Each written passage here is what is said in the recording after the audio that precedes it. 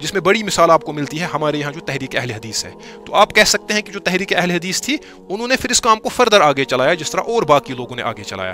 तो देखें आप इस सिलसिले में तहरीक अहल हदीस के जो बानीन में से हैं मौलाना मोहम्मद अनवर शाह शुपियानी रहमहुल्लाह ताला, उन्होंने देखें अहल हदीस थे, तौहीद परस्त थे, बड़े ठेठ मुवहिद थे। इन्होंने देखें किस तरह शाह हमदान को खराज अकीदत पेश किया है। लेकिन अब बदकिस्मती ये है कि हम अपने बुजुर्गों को बुला रहे हैं, छोड़ रहे हैं और एहसान फरामोशी की राह पे चल दिए हम। अब तो इसी तबके से कुछ लोग कहते हैं कि शाह हमदान या हिंदुइज्म लेके आए, वो इस्लाम नहीं था, इस्लाम अब हम ला रहे हैं। ठीक है, वो तो आप खुद देख रहे हैं, तो अब इसको हिंदुइज्म का नाम दिया जा रहा है, बदकिस्मती का मकाम है। तो अहल हदीस तहरीक के जो मूजिद हैं, जो बानी है, वो देखिए क्या कह रहे हैं। इसको आप देखिए कि कंट्रास्ट कितना है। आज का जो दाई है वो कह रहा है कि भैया हिंदुइज्म था, बल्कि हिंदुइज्म से बदतर चीज़ थी नौजुबिल्लाह। लेकिन देखिए अनवर शाह साहब क्या फरमा रहे हैं रहमहुल्लाह। मोहम्मद अनवर शाह शुपियानी रहमहुल्लाह फरमाते हैं मालिकुल मुल्कन कर मेहरबानी दीन हथ आव अली सानी। फरमाते हैं मालिकुल मुल्क जो है अल्लाह, उसने हम पे मेहरबानी की, सबसे बड़ी मेहरबानी कश्मीरियों पे क्या की, दीन हथ आव अली सानी, हमारे पास दीन लेके आए अली सानी, यानी शाह हमदान रहमहुल्लाह, इनको अली सानी कहा जाता है। उसके बाद फरमाया क्या हुआ इनके आने से, शिर्क किस शीनस गई वरानी, शिर्क किस शीनस गई वरानी, दीन हथाव अली सानी।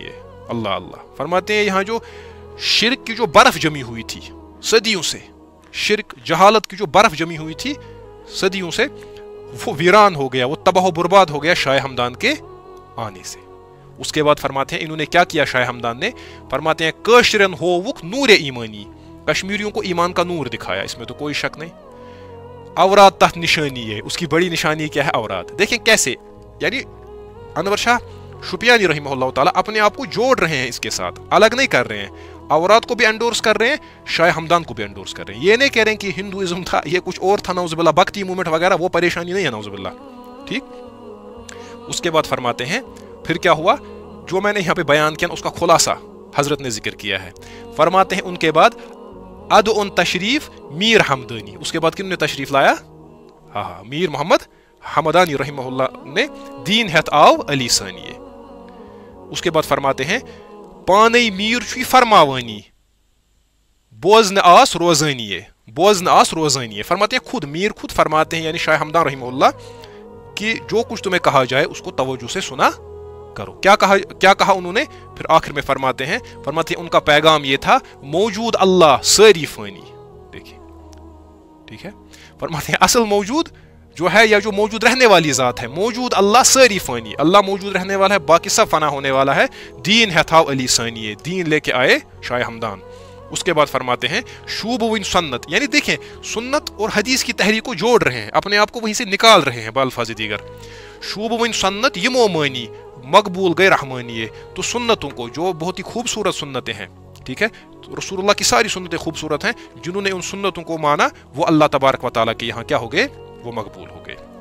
तो यही नहीं, सिर्फ ये नहीं कि अहले हदीस तहरीक जो थी उन्होंने इनको माना, इनको अपना मोहसिन माना और इनके काम को आगे बढ़ाया। उसके बाद जो तहरीक इस्लामी आप देखते हैं उन्होंने भी इसको माना और इसको आगे बढ़ाने की साई की, जिनमें हमारे सामने मौलाना हकीम गुलाम नबी रहमहुल्लाह ताला का नाम आता है, जो तहरीक इस्लामी के अमीर रह चुके हैं और जो देवबंद के फारिग थे।